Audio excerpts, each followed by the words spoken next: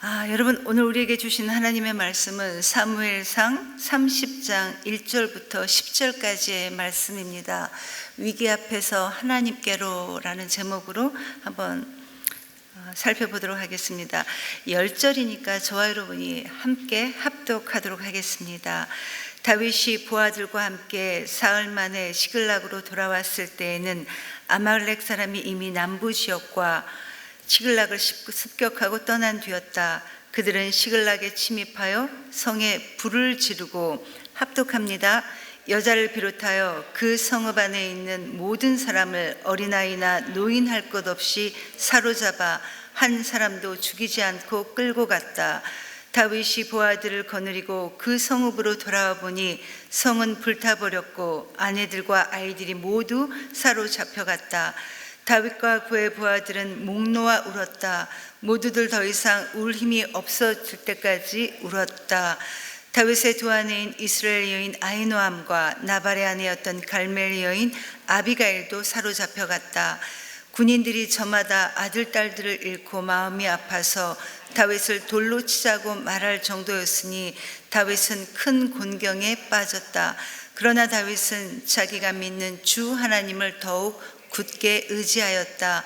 다윗이 아히멜렉의 아들 제사장 아비아달에게 말하였다. 어서 나에게 에봇을 가져다 주시오. 아비아달이 에봇을 다윗에게 가져오니 다윗이 주님께 문의하였다. 제가 이 강도들을 추격하면 따라잡을 수 있겠습니까? 주님께서 그에게 대답하셨다. 내가 틀림없이 따라잡고 또 틀림없이 되찾을 것이니 추격하여라. 다윗은 데리고 있는 부하 600명을 거느리고 출동하였다. 그들이 부솔 시내에 이르렀을 때 나고자들이 생겨서 그 자리에 머물렀다. 그래서 부솔 시내를 건너가지 못할 만큼 지친 사람 200명은 그 자리에 남겨두고 다윗은 400명만을 거느리고 계속 추격하였다. 아멘. 여러분, 우리가 흔히 쓰는 말 가운데 위기라는 단어가 있습니다. 위기. 이 말을 그대로 풀이해 보자면 위험한 고비, 위험한 기회, 위험한 환경이라는 말인데, 그런데 여러분, 이 위기라는 말을 웹스터 사전에서는 이렇게 정의하고 있습니다. 터닝 포인트, 새로운 전환점이라고 웹스터 사전은 설명하고 있습니다. 그래서 이 위기라는 단어를 우리가 조금 더 긍정적으로 해석해 본다면 위험한 기회임과 동시에 새로운 꿈을 향한 기회이다, 이렇게 말할 수 있습니다. 그렇기 때문에 중요한 것은 위기라는 그 닥쳐진 상황보다는 이 위기를 바라보는 우리의 시선, 우리의 마음, 우리의 눈일 것입니다. 히브리서 11장이 믿음장이죠. 그래서 이 믿음장이라고 하는 히브리서 11장에는 구약시대 때 세상의 길을 가지 아니하고 하나님만을 의지함으로 믿음의 길을 걸어갔던 사람들이 많이 등장하고 있습니다. 여기에는 그 사람들의 인생 중에서 가장 아름다운 부분을 기록해 놓았는데, 예를 들면 아벨에 대해서는 하나님께 믿음으로 의로운 제사를 드렸던 것을 아벨에 대해서는 기록해 놓고 있고, 또 에녹은 하나님과 동행하다 죽음을 경험하지 않고 천국에 갔던 것, 그리고 노아는 비가 오랫동안 한 번도 내린 적이 없었음에도 믿음으로 하나님의 명령을 따라 그 오랜 시간 방주를 만들었던 이야기를 그 히브리서 11장에 기록을 하고 있습니다. 그리고 아브라함은 우리가 잘 알고 있다시피 믿음으로 갈 바를 알지 못했지만 고향을 떠난 것과, 그리고 또 믿음으로 그 아들을 이삭을 바친 것을 드렸던 것이 기록되어 있습니다. 그런데 여러분, 야곱에 대해서는 이렇게 기록하고 있습니다. 히브리서 11장 21절 말씀입니다. 우리가 다 같이 한번 읽어보도록 하겠습니다. 그가 죽을 때 믿음으로 축복해주고 그리고 서서 하나님께 마지막으로 경배를 드렸다. 여러분, 저는 이 히브리서에 나오는 야곱에 대한 부분을 읽을 때마다 자신의 마지막 죽음, 자신의 마지막 생의 순간을 앞두고 하나님께 전심으로 예배하는 이 야곱의 진심이 느껴지는 것 같아서 참 가슴이 벅차올 때가 많이 있습니다. 여러분, 야곱이 누굽니까? 야곱 하면 여러분, 이 파란만장이라는 말이 당연히 자동적으로 떠오르는 것처럼 그야말로 위기의 연속을 살았던, 험난한 삶을 살았던 사람이 바로 야곱이었습니다. 애굽 왕 바로 앞에서 이 야곱이 고백했던 것처럼 내가 130년을 살았지만 정말 험악한 세월을 살았습니다 라고 했던 그 고백의 의미는 늘 자기가 원하던 것을 쟁취해내기 위해, 얻어내기 위해 속이고 사기치고 잔머리 굴리고 그의 평생이 하나님 앞에서의 그런 삶이었습니다 라는 이 고백이었습니다. 그러나 여러분, 야곱이 이렇게 약삭빠르고 사기꾼 같았던 사람이었지만, 그러나 그는 하나님으로부터 나오는 것만이 진짜 축복이라는 사실 하나만큼은 정확하게 알고 고백했던 사람이 바로 이 야곱이었습니다. 그래서 죽기 살기로 자기 형 에서를 속이고 눈 나쁜 아버지를 속이면서까지 그의 장자권을 도둑질했던 겁니다. 이렇게 야곱은 자신이 원하는 것을 쟁취해내기 위한 평생을 위기의 삶으로 살았던 사람이 바로 야곱이었습니다. 그런데 이 야곱이 창세기 28장을 보면 하나님을 만나는 장면이 나옵니다. 그 이전까지 야곱은 늘 하나님에 대해 고백하기를 자신의 하나님이 아닌 내 열조의 하나님, 내 조상의 하나님으로 고백했습니다. 그래서 아브라함의 하나님, 나홀의 하나님, 이삭의 하나님, 즉 내 열조의 하나님으로 고백했지 결코 그때까지 자신의 하나님으로 고백하지는 않았습니다. 그리고 계속해서 창세기 31장에 라반의 집에서 나올 때에도 자기 아내들에게도 또 자기를 바짝 추격해오는 이 라반에게도 하나님을 고백하기를 내 아버지 하나님께서 나와 함께 해주셔서 내가 이렇게까지 될 수 있었다라고 고백했지, 이때까지만 해도 야곱은 여전히 그의 하나님으로, 나의 하나님으로 고백했던 것은 아니었습니다. 그런데 이런 그가 창세기 32장에서 환도뼈가 부러지면서까지 천사와 씨름을 하고 나서 이스라엘이라는 이름을 고쳐받고, 그리고 33장에서는 극적인 자기 형 에서와의 화해를 하고 나서야 더 이상 내 열조의 하나님이 아닌, 내 조상의 하나님이 아닌 엘엘로의 이스라엘의 하나님, 곧 나의 하나님으로, 그제서야 이 야곱이 자신의 하나님으로 하나님을 고백하고 있는 겁니다. 그리고 여러분, 그 이후에 야곱의 인생에 얼마나 위기와 또 많은 사건들이 있었습니까? 자기의 사랑하는 딸 디나가 강간을 당하고 아이를 잃고 또 애굽으로 내려가고 정말 많은 우여곡절을 다 겪어낸 끝에 그 죽음을 앞둔 그 마지막 순간에 온 힘을 다해 지팡이 하나에 그 몸을 싣고서 온몸으로 하나님을 경배하며 자신의 인생을 마무리하는 이 야곱의 모습에서 우리는 위기의 연속이었지만, 정말 부족한 연약함의 연속이었지만, 그러나 하나님만을 향했던 그의 믿음을 우리는 발견할 수 있게 됩니다. 저와 여러분, 우리 모두도 어떠한 상황에 있던지 간에 우리 인생에 닿을 때까지 주님만을 향하는, 주님만을 예배하는 이런 성도가 되기를 간절히 기도합니다. 오늘 본문의 말씀은 절대절명의 위기 앞에서 포기하지 않고 다시금 하나님을 의지함으로 일어서는 다윗에 대해 말하고 있습니다. 다윗은 계속해서 사울 왕으로부터 생명의 위협을 당하게 되니까 그 중압감을 견디지 못해 적군의 땅인 블레셋 땅으로 피신할 것을 결정합니다. 그래서 27장 1절을 보면 다윗이 이렇게 말합니다. 다윗이 혼자서 생각하였다. 이제 이러다가 내가 언젠가는 사울의 손에 붙잡혀 죽을 것이다. 살아나는 길은 블레셋 사람의 땅으로 망명하는 것뿐이다. 그러면 사울이 다시 나를 찾으려고 이스라엘의 온 땅을 뒤지다가 포기할 것이고 나는 그의 손에서 벗어나게 될 것이다. 이렇게 말하고 있습니다. 여러분, 다윗은 그동안 자신의 진로에 대해, 행보에 대해 단 한 번도 자기 마음대로 행했던 사람이 아니었습니다. 늘 자신의 행보에 대해 하나님께 물었고 하나님의 인도하심을 받았던 사람이 바로 우리가 알고 있는 다윗이었습니다. 사울에게 쫓겨다니는 그 급박한 상황에서도, 그 피곤하고 비참한 상황 가운데서도 하나님만을 바라보며 하나님께서 무엇을 원하신가를 찾아갔던 사람이 바로 다윗이었는데, 그런데 그도 역시 연약한 인간인지라 연약한 사람인지라 죽을 것만 같은 이 고통의 상황이 영 끝날 것 같지 않아서 이제는 지친 나머지 그 마음에 원하는 대로 생각하고 판단해서 행동했던 겁니다. 결국 그는 하나님께 묻지 않고 적군 블레셋 땅으로 망명을 하게 됩니다. 블레셋이 그토록 오랫동안 이스라엘 원수의 땅이었음에도 불구하고 설마 사울이 이 원수의 땅까지 자기를 찾아오겠느냐라고 하면서 블레셋에 투항을 했던 겁니다.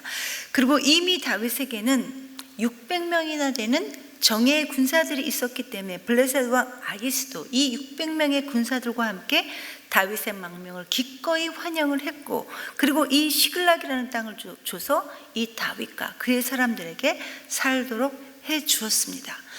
그동안 쫓기느라 너무 지쳤던 이 다윗과 그의 사람들에게는 아마도 이 시글락 땅은 평안과 안식의 땅이었을 것입니다. 왜냐하면 이제는 더 이상 도망자로서 쫓겨다니지 않아도 되기 때문입니다.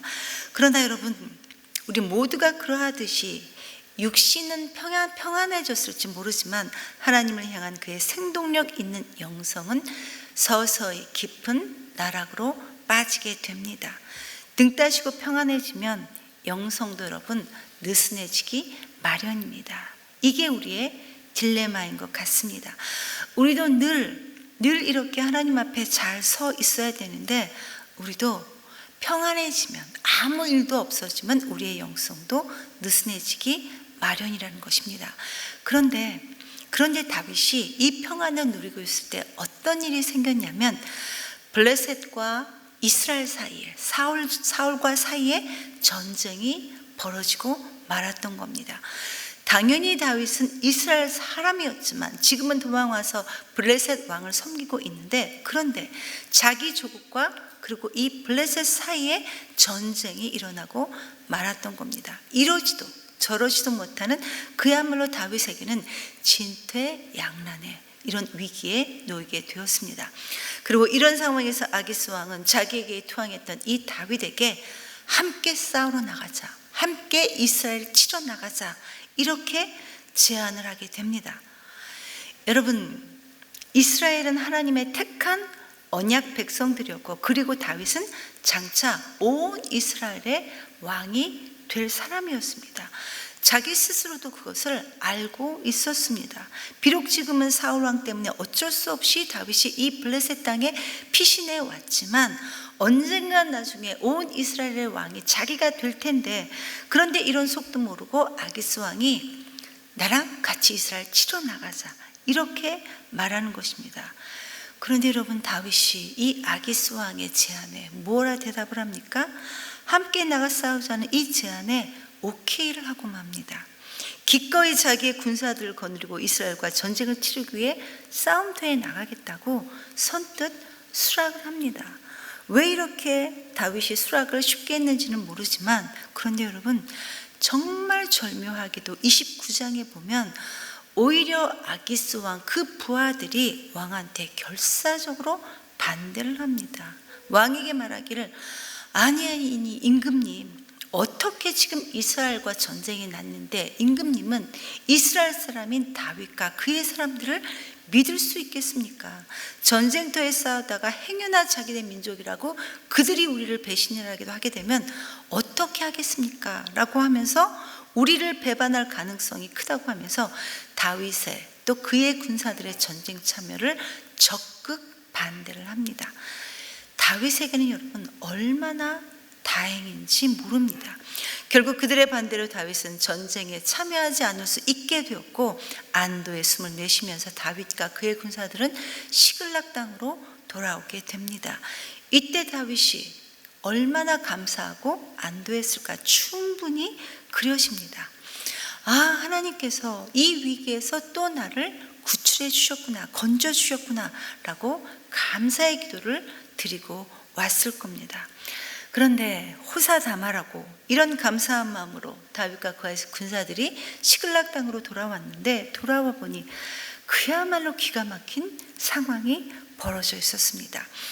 다윗과 그의 군사들이 이스라엘과 전쟁을 치르기 위해서 모두가 다 나가 있는 사이에 이번에는 아말렉 사람들이 이 블레셋 마을들을 침략했고 그 중에 하나가 바로 시글락 성이었습니다.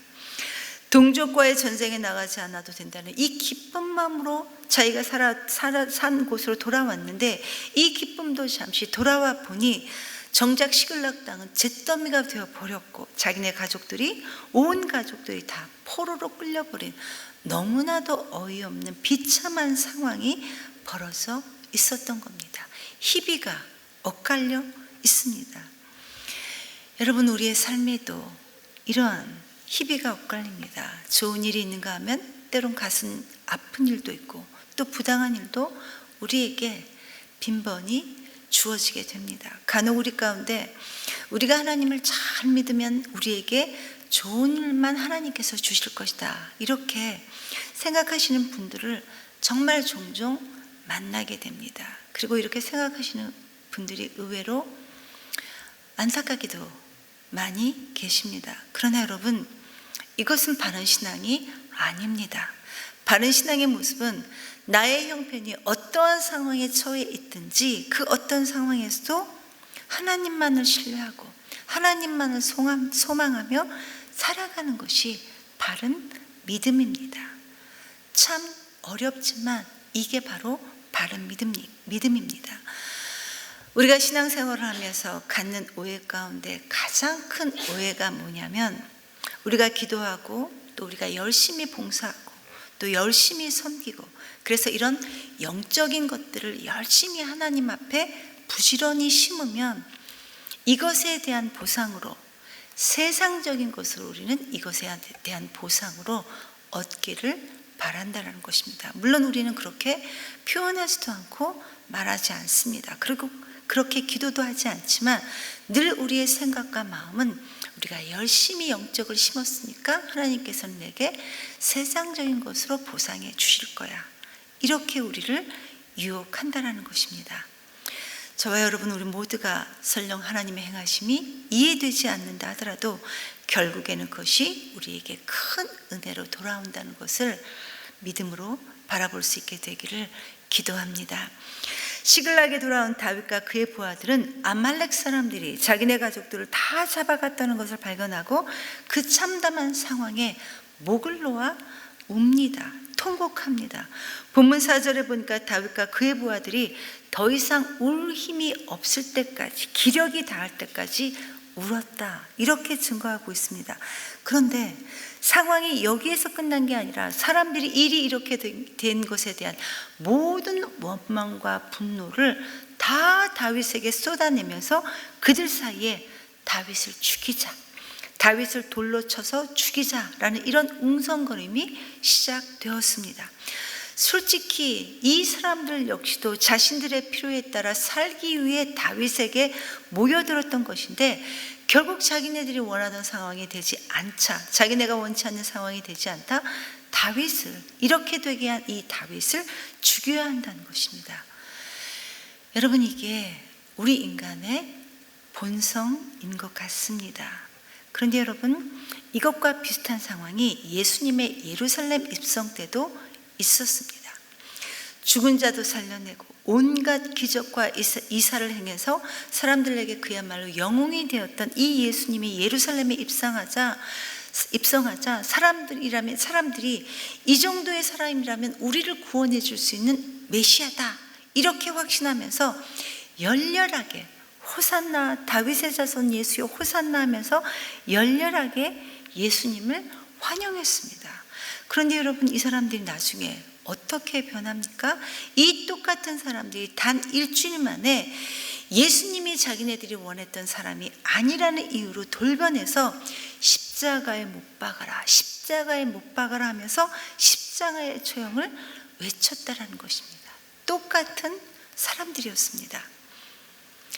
그리고 이러한 모습들은 그들에게서만 볼 수 있는 것이 아니라 우리에게서도 흔히 볼 수 있는 모습이기도 하다라는 것을 우리는 정말 두렵고 떨린 마음으로 우리 자신을 살펴봐야 될 것입니다. 우리 역시도 이 시험과 위기 앞에서 계속해서 남 탓하면서 환경도 탓하면서 심지어 이런 처지를 계속해서 그냥 보고만 계시는 하나님을 원망하기까지 하는 것이 우리의 모습이 될 수도 있다는 것입니다. 그런데 지금 다윗에게 이 상황이 똑같이 벌어지고 있습니다. 그동안 그렇게 죽을 고비를 넘기며 생사고락을 함께했던 이 사람들이었는데 막상 자기네들이 오갈 데 없어지자, 위기에 처하자 야멸차게 지금 등을 돌리고 있습니다. 이 다윗에게 있어서는 이 상황은 정말 심각한 위기였습니다. 성경은 이 부분에 대해서 다윗이 큰 곤경에 빠졌다라고 증거하고 있는데, 그런데 다윗은 근심에서 쓰러져 있지만은 않았습니다. 곧이어 성경은 증거하기를 다윗은 자기가 믿는 하나님을 더욱 굳게 의지했다라고 증거하고 있습니다. 여기에서 우리는 여러분, 다윗이 하나님 앞에서 어떤 사람인지를 충분히 가늠해 볼 수 있습니다. 여러분, 시글락의 상황을 여러분 한번 상상해 보세요. 얼마 전에도 우리 모로코에서 지진이 나서 어마어마한 사망자가 속출했는데, 내 삶의 터전이, 내 가족들이 아무것도 남겨지지 않고 모든 것이 불타버린, 아무것도 남겨지지 않은 그 상태를 본다면 여러분, 어떻게 사람들의 마음이 무너지지가 않겠습니까? 가족을 잃고 삶의 터전 다 잃어버린 그 상황은 우리들의 모든 의욕과 또 희망을 다 앗아갈 만큼의 그런 처참한 상태입니다. 그런데 이런 끔찍한 상황에서 한마음이 되어 자기를 도와야 할 사람들이 힘이 되어주기는커녕 오히려 자기를 죽이겠다고 모두가 다 지금 반기를 들고 있는 그런 위기의 상황에서 다윗은 오히려 하나님을 더욱더 굳게 의지했다, 이렇게 말씀하고 있는 겁니다. 우리가 요즘에 사무엘하를 살펴보고 있는데, 여러분, 다윗에게도 역시 정치적인 의도로 그 역시 악하기도 하고 또 연약하기도 하지만, 그러나 여러분, 다윗의 정말 훌륭한 점은 그가 어떠한 상황에 있던지 간에 그는 하나님만을 전심으로 구하고 의지했다는 부분입니다. 이런 부분을 하나님께서는 가장 다윗에게 기쁘게 보셨던 부분입니다.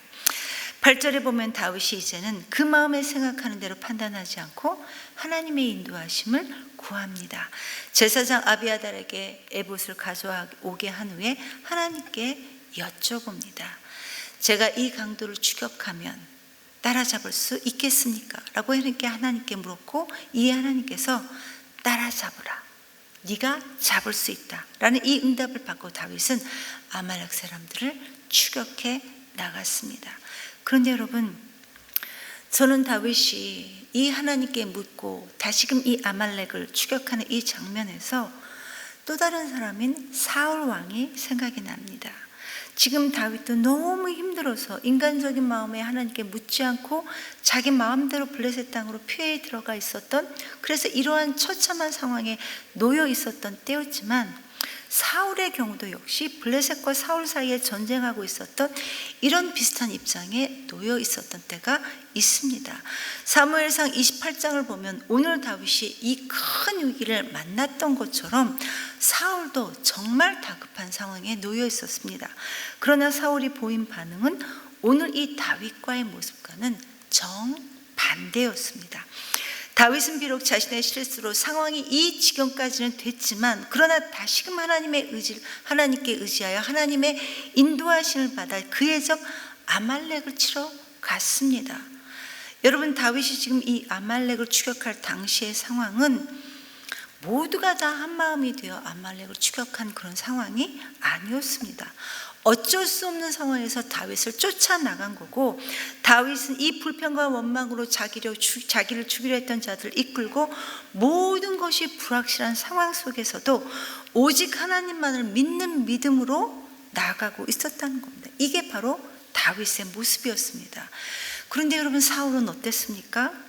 사울은 이 위기의 순간에 정반대의 모습을 보입니다. 사울은 하나님께 묻는 대신에 물었지만, 그러나 하나님께서 응답하지 않으시자 누구를 찾아갑니까? 신접한 신접한 여인을 찾아갑니다. 그리고 이 여인에게 죽은 사무엘의 영을 불러달라고 부탁을 했는데, 여러분, 사울의 이런 행위는 왕으로서, 또 왕이 아니라도 당시 돌로 쳐 죽임을 당하는 아주 끔찍한 죄가 바로 이런 행위였습니다. 당연히 하나님께서 세우신 초대 왕이었는데, 이스라엘 왕이라면 당연히 하나님께 물어야 되는 것이 정답인데, 그런데 사울은 하나님께 묻지 않고 기다리지 않고 신접한 여인을 찾아갔던 겁니다. 이게 바로 여러분, 다윗과 사울의 차이였습니다. 성도 여러분, 비록 우리가 어리석어 우리의 실수로 넘어지고 또 자빠진다 하더라도 다시금 우리가 하나님을 믿고 하나님께 나아간다면 하나님께서는 우리 기도에 훨씬 더 좋은 것으로 우리에게 응답해 주실 것입니다. 그리고 이것을 믿는 것이 바로 믿음입니다. 지선아 사랑해라는 책으로 우리에게 너무나도 잘 알려진 이지선 씨라는 분이 있습니다.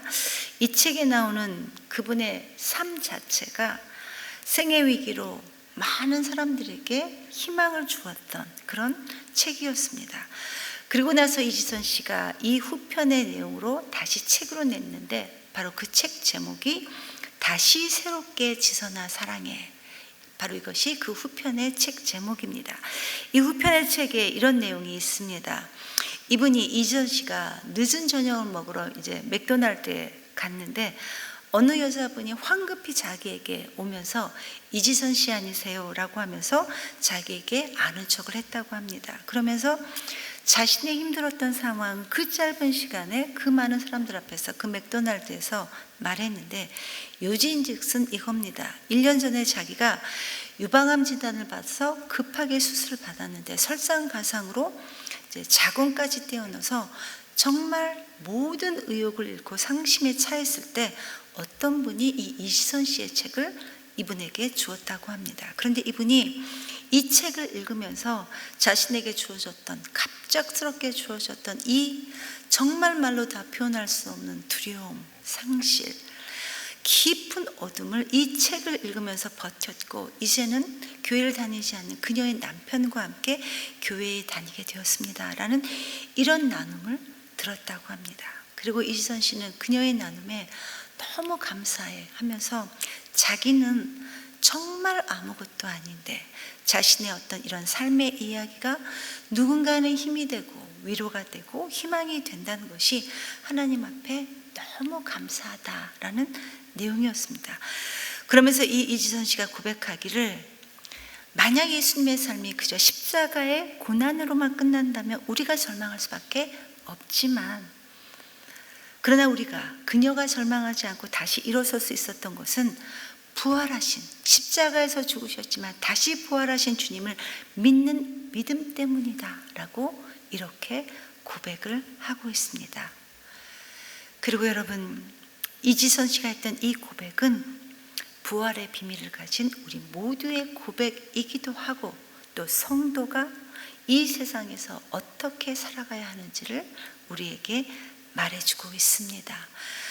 성도 여러분, 우리가 살아가는 이 세상도 다윗이 사울을 피해 끊임없이 도망 다녀야 했던 그러한 삶일 수도 있지만, 그러나 부활하신 주님을 믿는 믿음으로 저와 여러분이 이 험난한 세상을 넉넉하게 믿음으로 살아갈 수 있게 되기를 간절히 기도합니다.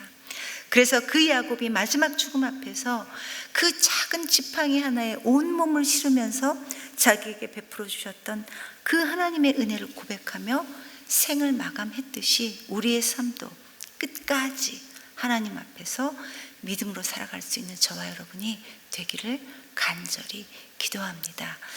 이 시간 말씀을 기억하면서 하나님께 함께 기도하기 원합니다. 제일 먼저 우리 자신을 위해 기도했으면 좋겠습니다. 하나님, 주님께서 우리에게 예수 그리스도를 믿는 믿음을 주시고 말씀을 주셨음에도 불구하고, 하나님, 우리는 그동안 내 인생이 마치 내 것이냐 살았던 것을 용서해 주시옵소서. 간절히 바라옵기는 성령님 우리를 조명해 주셔서 내가 지금 하나님 앞에 어떤 모습으로 있는지 볼 수 있도록 하나님 은혜를 베풀어 주셔서 다시금 우리의 삶의 방향을 주님께로 돌릴 수 있도록 하나님 말씀하여 주시고 보여주시옵소서. 설령 우리 앞에 어떠한 상황, 위기와 고난이 온다 하더라도 하나님만을 바라보고 의지함으로 하나님의 인도하심을 받을 수 있는 지혜를 우리에게 허락해 달라고 이 시간 우리 자신을 위해 함께 기도하겠습니다.